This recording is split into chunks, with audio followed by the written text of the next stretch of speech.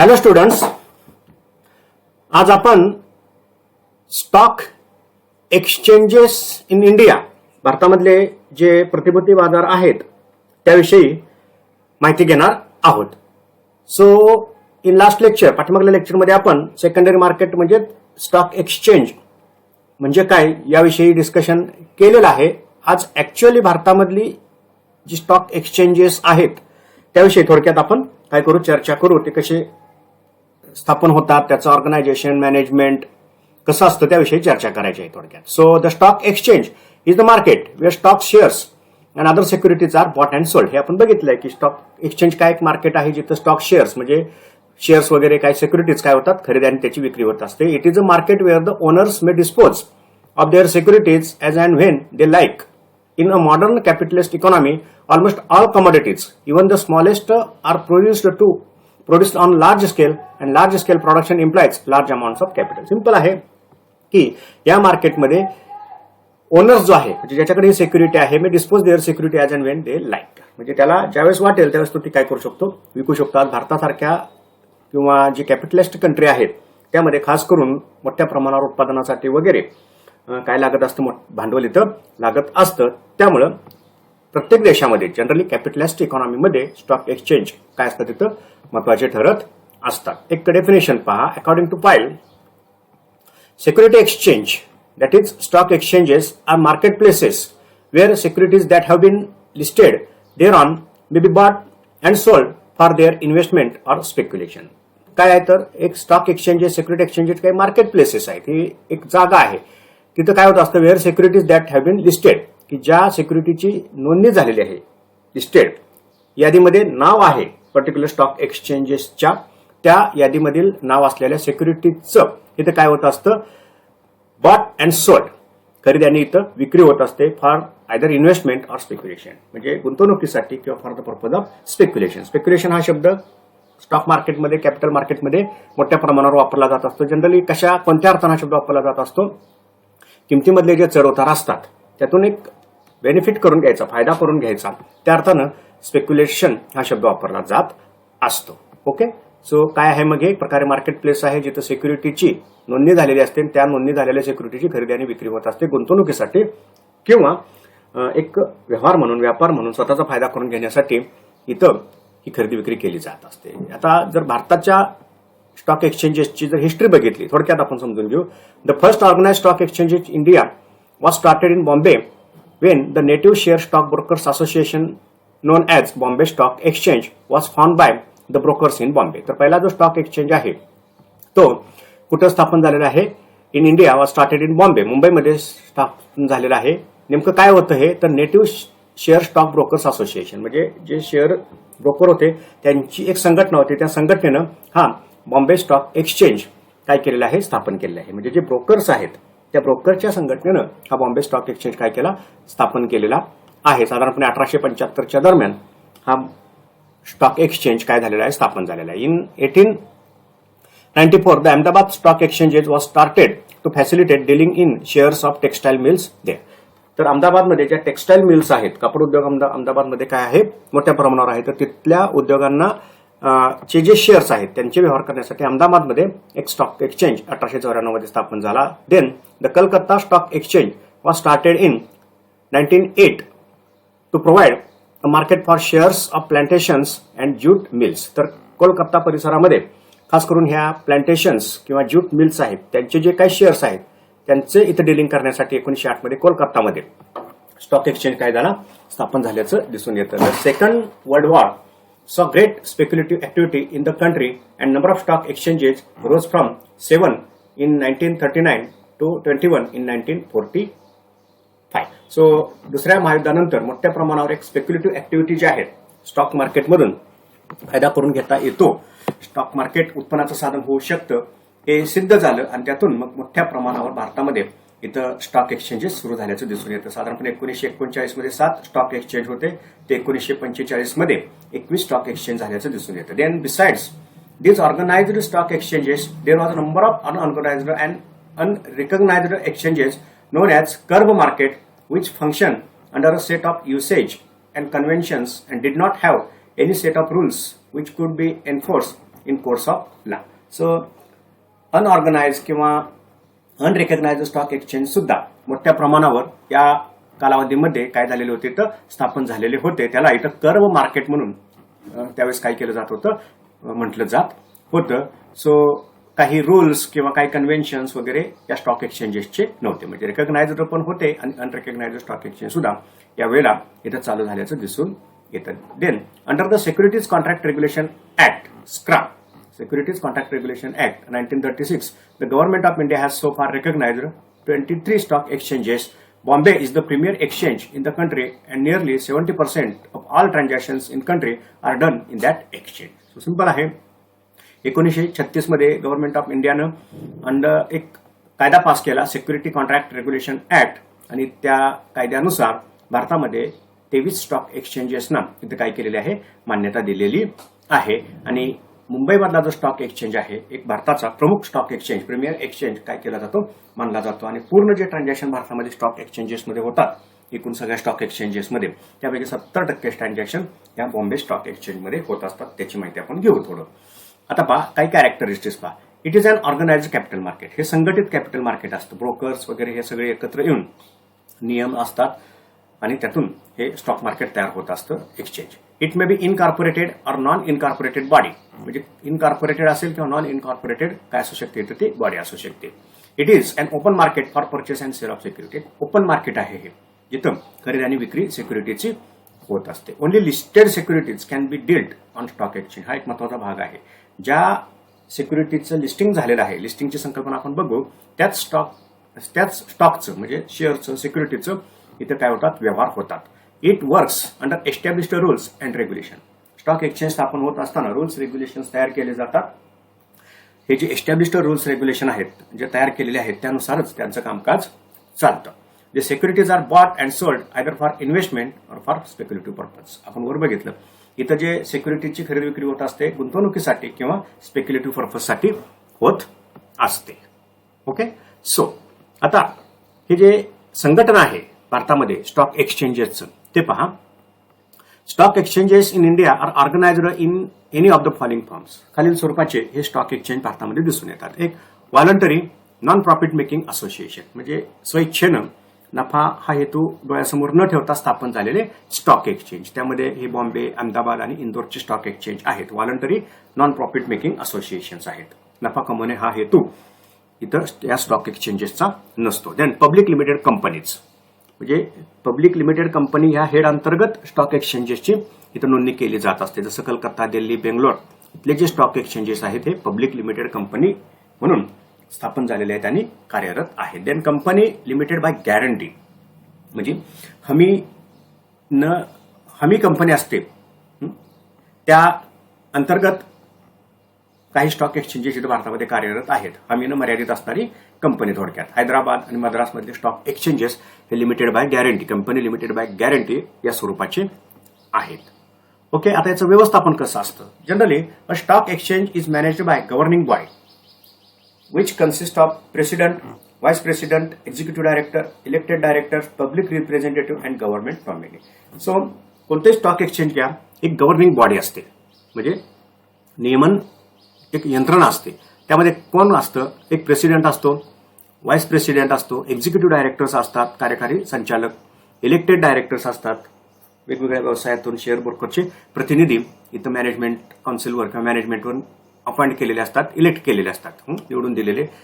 Public representative, सर्वसामान्य जी जनता आहे त्यातून काही प्रतिनिधी या मॅनेजमेंटमध्ये असतात आणि गव्हर्नमेंटचे पण नॉमिनी म्हणजे प्रतिनिधी या मॅनेजमेंटमध्ये असतात. ओके. तर अशा पद्धतीनं एक गव्हर्निंग बॉडी प्रत्येक स्टॉक एक्सचेंजमध्ये तयार केलेली असते. सो आता याचं नियमन कसं होतं, मी सांगितलं कायदा होता 1939 मध्ये तयार केलेला, जो 1956 मध्ये पास झाला. In order to regulate the functioning the stock exchange and to protect the interest of investor, security contract regulation act passed in 1956, त्याला स्वातंत्र्यानंतर मान्यता देण्यात आली. इट बिकम्स ऑपरेशन इन फेब्रुवारी 1957.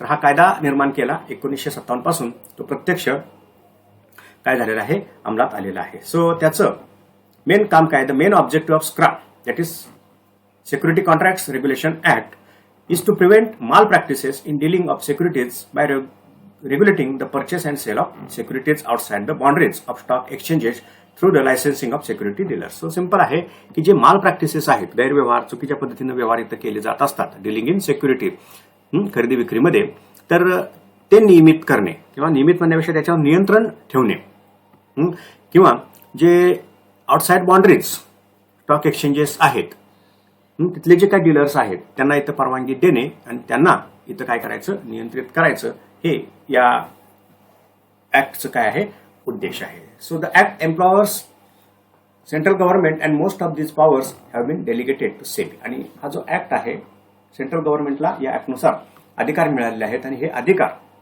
इम्प्लिमेंट करण्यासाठी काय केलं आहे, जी सेबी आहे त्या सेबीची इथे काय केलेली आहे, स्थापना केलेली आहे. म्हणजे security and exchange board of India हे सेबीचं काय आहे, फुल फॉर्म आहे. 1988 मध्ये सेबीची काय झालेली आहे, स्थापना झालेली आहे आणि त्या सेबीकडे या कायद्यानुसार गव्हर्नमेंटकडे असणारे अधिकार काय झालेले आहेत, तिथं दिले गेलेले आहेत. So the SEBI ordinance has given it the following powers. तर सेबीला काय अधिकार आहेत? First, it may call periodical return from stock exchange. तर 21 कालावधीनंतर स्टॉक एक्सचेंज कडून जो पिरियडिकल रिटर्न आहे, माहिती जी आहे ती सेबी काय करू शकते, घेऊ शकते. It has the power to prescribe maintenance of certain documents by the stock exchange. तर सेबीला अधिकार आहे की काही जी डॉक्युमेंट्स आहेत प्रत्येक स्टॉक एक्सचेंजनं मेंटेन करावेत, अशा पद्धतीचे आदेश सेबी देऊ शकते. Then SEBI may call upon the exchange or any member to furnish explanation or information relating to the affairs of stock exchange or any members. तर सेबी इथं स्टॉक एक्सचेंजला किंवा त्या स्टॉक एक्सचेंजचे जे काही मेंबर्स आहेत त्यांना इथं काही जी माहिती आहे, एक्सप्लेनेशन, स्पष्टीकरण, काही माहिती स्टॉक एक्सचेंजच्या व्यवहाराविषयी काय करू शकते, इथं मागू शकते. Call upon the exchange or any other member of explanation. Okay, स्पष्टीकरण वगैरे मागण्याचा अधिकार सेबीला दिलेला आहे. It has power to approve bylaws of stock exchange for regulation and control of the contract. So जे बायलॉज आहेत स्टॉक एक्सचेंज इथं क्रिएट होत असताना, एस्टॅब्लिश होत असताना जे बायलॉज तयार केले जातात, नियमावली, या नियमावलीला स्टॉक एक्सचेंजला इथं सेबीकडून मान्यता घ्यावी लागते. It can amend bylaws for stock exchange. जे स्टॉक एक्सचेंजचे अमेंडमेंट होत असतात बायलॉजमध्ये, नियमावलीमध्ये सतत बदल केले जात असतात, त्याला मान्यता देण्याचं काम या सेबीला करावं लागतं. In certain areas it can license the dealers in security. So जे सिक्युरिटी डीलर्स आहेत त्यांना इथं परवाना देण्याचं काम सेबी करत असते. It can compel a public company to list its shares. So ज्या पब्लिक कंपनी आहेत त्या कंपन्यांना सेबी मार्गदर्शन करते, मदत करते, त्यांच्या शेअरचं स्टॉक एक्सचेंजमध्ये काय व्हावी, नोंदणी व्हावी, यासाठी हे सेबी काय करत असते, तर मार्गदर्शन करत असते. ओके, सो आता जे भारतामध्ये स्टॉक एक्सचेंज आहेत त्याची थोडक्यात आपण काय करूया, माहिती घेऊया.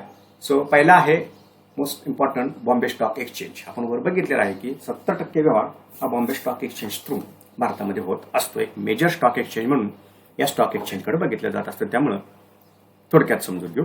Bombay stock exchange was established in 1875 as a voluntary non profit making association at Mumbai. वर आपण बघितलं की एक नॉन प्रॉफिट मेकिंग असोसिएशन म्हणून 1875 मध्ये स्वेच्छेनं शेअर ब्रोकर्स वगैरे जे आहेत त्यांनी एकत्र येऊन हा स्टॉक एक्सचेंज 1875 मध्ये स्थापन केलेला आहे. It is Asia's oldest stock exchange and is a major stock exchange in India. म्हणजे आशिया खंडामधला सगळ्यात जुना स्टॉक एक्सचेंज म्हणून बॉम्बे स्टॉक एक्सचेंजचा इथं उल्लेख केला जातो आणि भारतामधला हा एक महत्वाचा मेजर स्टॉक एक्सचेंज आहे ज्याच्याकडे 70% बिझनेस टोटल स्टॉक एक्सचेंज मधला आहे. सो याचं मॅनेजमेंट कसं आहे पहा. Governing board comprising 9 elected directors. तर गव्हर्निंग बोर्डमध्ये 9 इलेक्टेड डायरेक्टर्स असतात. 1/3 to retire every year by rotation. आणि बाय रोटेशन त्यातले 1/3 दरवर्षी काय होतात, तिथं रिटायर होत असतात. अँड एक्झिक्युटिव्ह डायरेक्टर, त्यामध्ये एक्झिक्युटिव्ह डायरेक्टर असतो. 3 गव्हर्नमेंट नॉमिनीज, 3 गव्हर्नमेंट नॉमिनी असतात. Reserve bank of India nominee and 5 public nominee regulate the working of exchange. म्हणजे काय, 9 इलेक्टेड डायरेक्टर असतात, एक्झिक्युटिव्ह डायरेक्टर असतो, 3 गव्हर्नमेंट नॉमिनी असतात, त्याचबरोबर रिझर्व्ह बँकेचा नॉमिनी असतो अँड 5 जे आहेत पब्लिक नॉमिनी असतात की ज्यांच्याद्वारे ह्या स्टॉक एक्सचेंजचं इथं कामकाज होत असतं. The executive director acts as a chief executive officer and is responsible for the day to day administration of exchange. आणि यामध्ये जो एक्झिक्युटिव्ह डायरेक्टर आहे त्याचं काम काय, एक चीफ एक्झिक्युटिव्ह ऑफिसर म्हणून तो काय करतो, काम करतो, आणि तो कशाला जबाबदार असतो, संपूर्ण जे कामकाज आहे responsible for day to day administration, दैनंदिन जे प्रशासन आहे त्याला हा चीफ एक्झिक्युटिव्ह डायरेक्टर काय असतो, ऑफिसर जबाबदार असतो. म्हणजे त्याच्याकडे कामकाजाचं सगळं नियोजन नियंत्रण असतं. Okay, so working Bombay stock exchange allows the following category of persons for trading. So Bombay stock एक्सचेंजमध्ये कोण कोण व्यवहार करू शकतं, द कमिशन ब्रोकर, कमिशनवर काम करणारे ब्रोकर, द फ्लोअर ब्रोकर, तारणीवाला akin to jobber or specialist, हे तारणीवाला वगैरे जॉबर्स इथं काय करू शकतात, स्टॉक एक्सचेंजवर काम करतात. The dealer in non cleared securities, odd lot dealer, the dealer in foreign securities or arbitrageur, म्हणजे फॉरेन सिक्युरिटीमध्ये काम करणारे डीलर इथं काम करू शकतात, म्हणजे व्यवहार करू शकतात. द सिक्युरिटी डीलर और डीलर इन गव्हर्नमेंट सिक्युरिटी, म्हणजे गव्हर्नमेंट सिक्युरिटीचे जे डीलर आहेत एजंट ते या बॉम्बे स्टॉक एक्सचेंजवर इथं व्यवहार करत असतात. ओके,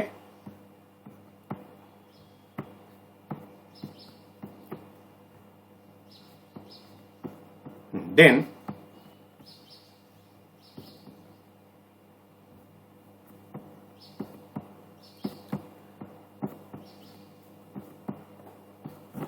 पाहता बॉम्बे स्टॉक एक्सचेंज विषयी अजून थोडी माहिती घेऊया. बॉम्बे स्टॉक एक्सचेंज एक कन्सेप्ट आहे बॉम्बे स्टॉक एक्सचेंजच्या अनुषंगानं, Sensex, BSE, Bombay stock exchange Sensex. The S&P Bombay stock exchange Sensex sensitivity index असं त्याला म्हटलं जात असतं, ऑल्सो कॉल्ड द BSE 30 और सिम्पली द सेन्सेक्स. म्हणजे सेन्सेक्स हा शब्द आपण न्यूज चॅनलवर किंवा वर्तमानपत्रामध्ये सातत्यानं बघितलेला आहे, वाचलेला आहे, ऐकलेला आहे.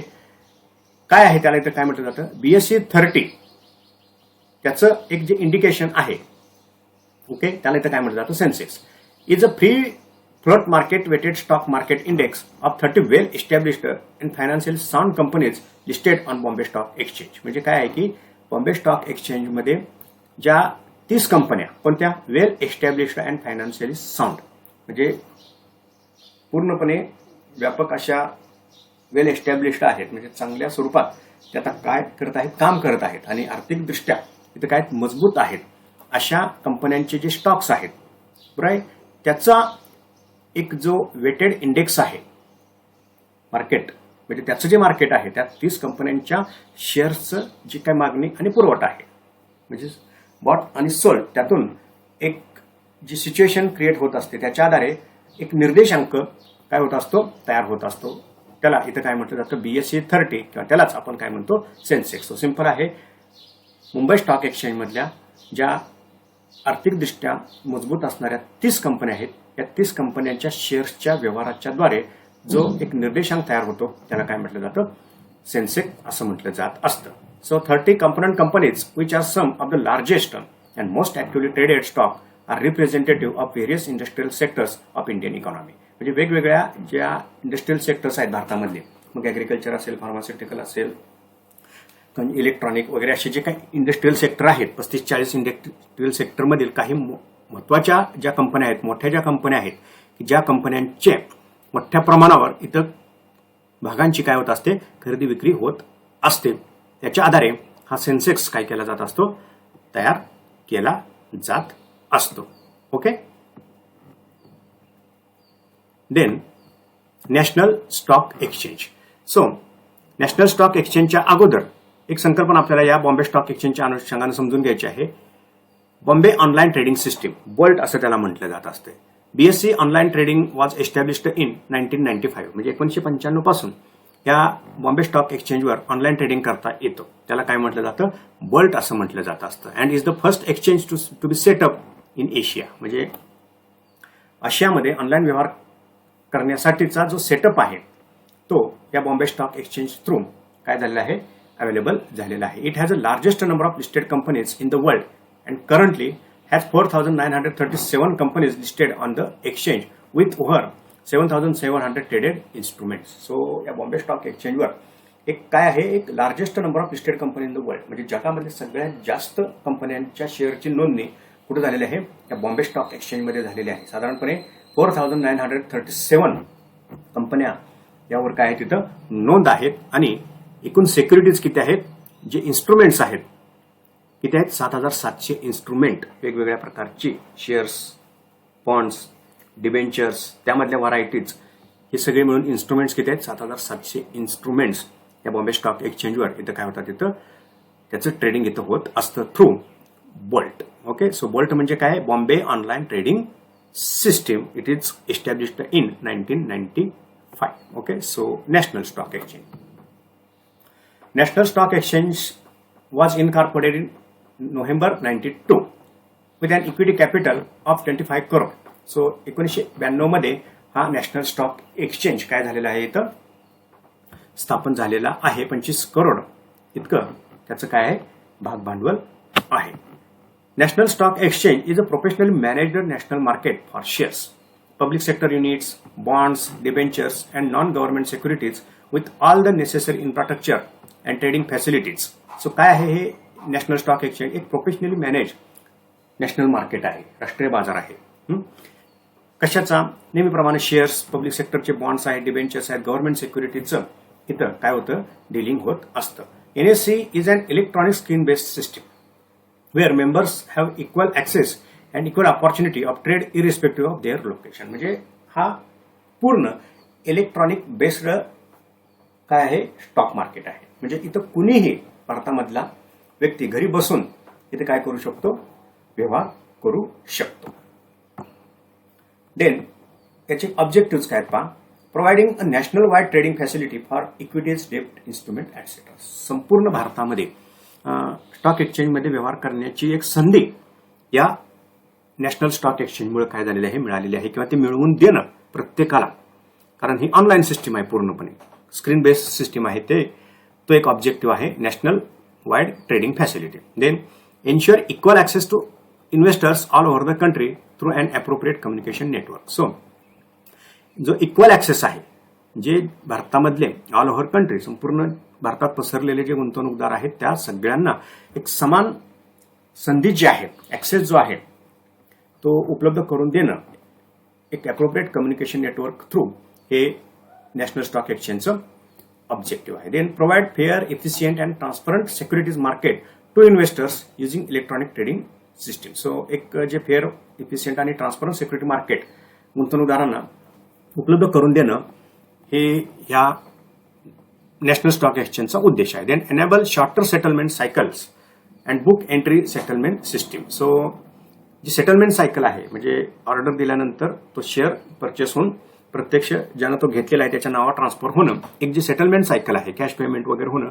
हे कमी करणं, कमीत कमी वेळेमध्ये हे व्यवहार पूर्ण करणं, हा उद्देश या नॅशनल स्टॉक एक्सचेंज आहे. Attain current international standards of security market. So security मार्केटमधले जे इंटरनॅशनल स्टँडर्ड्स आहेत, नॉर्म्स आहेत, ते इथं अटेन करणं, ते इम्प्लिमेंट करणं, त्यानुसार काम करणं, हा उद्देश या नॅशनल स्टॉक एक्सचेंजचा आहे. So, working, the settlement cycle is completed within 8 days from the last day of trading cycle. So, 8 दिवसामध्ये काय होत असतं, हे सेटलमेंट सायकल पूर्ण होत असतं. The trading period is a week, Wednesday to Tuesday, and settlement of trade takes place in the ensuing week. म्हणजे जो ट्रेडिंग पिरियड आहे तो बुधवार ते मंगळवार हा काय असणार आहे, आठवड्याचा तो कालावधी असणार आहे. And settlement of trade take place in the ensuing week. आणि त्याच वीकमध्ये काय केलं जात असतं, तिथून पुढं हे सेटलमेंट होत असतं. ओके, तर अशा पद्धतीनं हा नॅशनल स्टॉक एक्सचेंज काय करत असतो, काम करत असतो. तर भारतामध्ये हे दोन जे स्टॉक एक्सचेंज आहेत ते काय आहेत, मोस्ट पॉप्युलर आहेत, मोस्ट पॉवरफुल आहेत. ओके, त्यानंतरचा जो भाग आहे तो आहे over the counter exchange of India. याची आपण काय करूया, नेक्स्ट लेक्चरमध्ये चर्चा करूया.